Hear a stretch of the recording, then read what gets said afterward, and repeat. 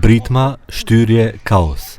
Për disa sekonda, nata e vitit të ri në qendrën e njohur të skijimit Crans-Montana në Zvicër u shndërrua në një tragjedi të madhe. Të paktën 40 të vdekur, mbi 100 të plagosur nga një zjarr në një klub nate.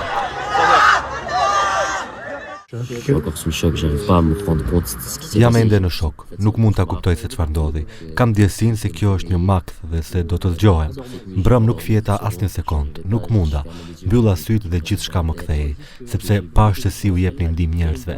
Pash njerëz të plagosur rënd, pash njerëz që po vdisnin. Sinqerisht, gjithë kjo ishte shumë e rëndë dhe vërtet shumë e vështirë për t'u përballuar. Edhe pse ende po përcaktohen shkaqet e zjarrit, një pjesë e mediave franceze publikua një fotografi në të cilën shihet se si ka nisur zjarri. Shkëndija piroteknike ishin vendosur mbi një shishe shampanje dhe kur mysafirët i ngritën shishet, u përfshin nga flakët tavani, mbi të cilin kishte sfungjer për izolim të zërit.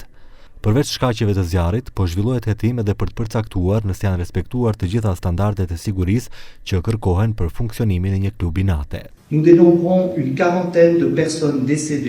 Numërojmë rreth 40 persona të vdekur dhe afërsisht 115 të plagosur, nga të cilët shumica janë të plagosur rënd.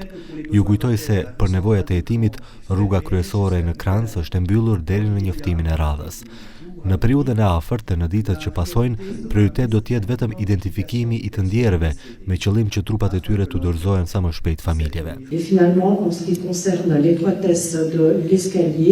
Së fundmi, lidhur me ngushtësinë e shkallëve, i pa shkallët dhe bëra këqyrje në vendngjarje për të përcaktuar se çfarë përfaqëson saktësisht shkallë të ngushtë.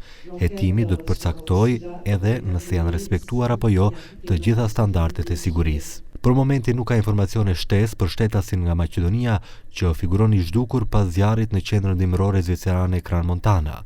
Një informacion i tillë u shfaq në një pjesë të медиave dhe u konfirmua nga qeveria.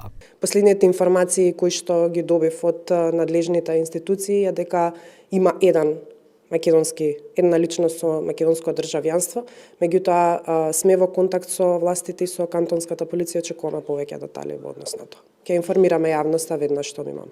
Është vendosur kontakt me përfaqësues zyrtar të Zvicrës dhe është ofruar ndihmë. Ndërkaq, pronar të këtij bari janë Jessica dhe bashkëshorti i saj, një çift nga Korsika e Francës, të cilët konsiderohen si restaurator të njohur në Zvicër. Barin La Constellation e kishin marrë në vitin 2015 dhe nga një vend i lënë pasdore e kanë shndërruar në një klub të natës, ndër më të njohurit në qendrën e skijimit Crans-Montana. Sipas informacioneve, pronarja ndodhej në bar në momentin kur ndodhi zjarri dhe me djegje është dërguar në spital.